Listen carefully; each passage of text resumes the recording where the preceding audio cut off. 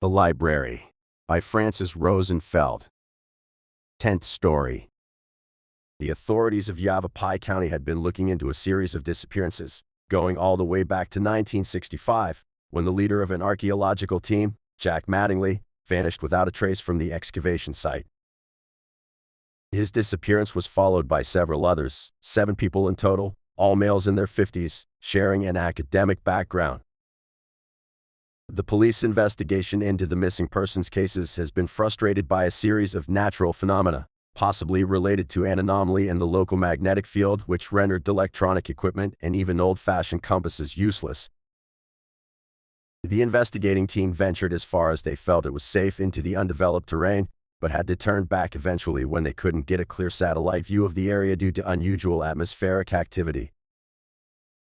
The spot had since become a local attraction, feeding the curiosity of thrill-seekers and spawning its own host of colorful legends, which run the gamut between a UFO landing site and a terrestrial version of Bermuda's Triangle, and all of which have yet to be corroborated by evidence, but whose collective pull contributed significantly to the growth of local tourism. For those who might be disappointed by not being allowed to venture into the unknown because the authorities have cordoned off the area to restrict access, out of concern for tourist safety, the beautiful Arizona scenery and its spectacular sunsets are consolation enough, especially considering an unexpected bonus: the weekly lenticular cloud formations, which geologists suspect are caused by the magnetic anomaly, and which can be safely enjoyed from anywhere around the closed site. The strange phenomenon bewilders the scientists who have studied it extensively over the last 50 years. Alas, based only on old data, because nobody was able to gather new information about the site since, not by land or from the air.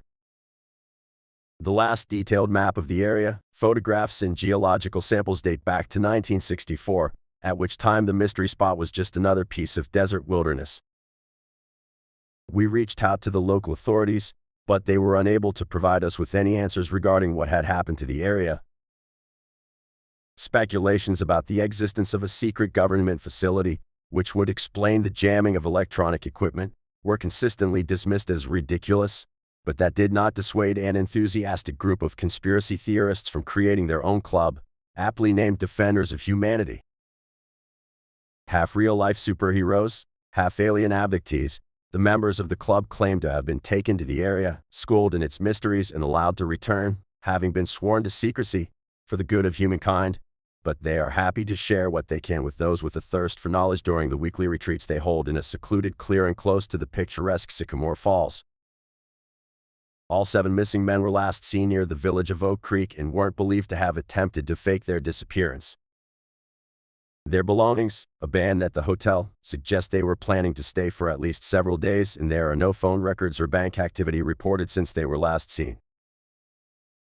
The most recent missing person, a mountain climber well known for his solitary adventures, vanished in 2017 during a month-long whitewater rafting trip in Slide Rock State Park. Authorities never stopped searching for the missing men, but as of now, their fate remains a mystery. In a related incident, Gwen Whitman, a young UC Davis graduate with a degree in English literature, was found wandering alone along the freeway between Sedona and the village of Oak Creek, in the very area where the aforementioned disappearances have been reported. The young woman looked confused and refused to cooperate with the state rangers when they offered assistance. She ran out into the desert instead, in a distressed state.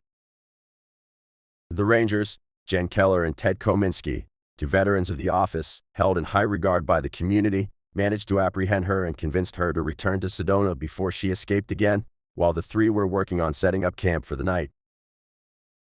Gwen Whitman is considered a potential 8th missing person, even though she does not fit the profile and has not been gone long enough to justify an investigation.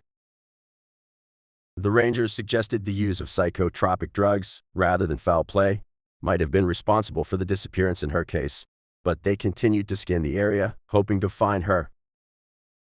The rangers reported the young woman's account, however incoherent, hinted to the fact she was not alone in the desert, but part of a group, with which they assumed she got reunited.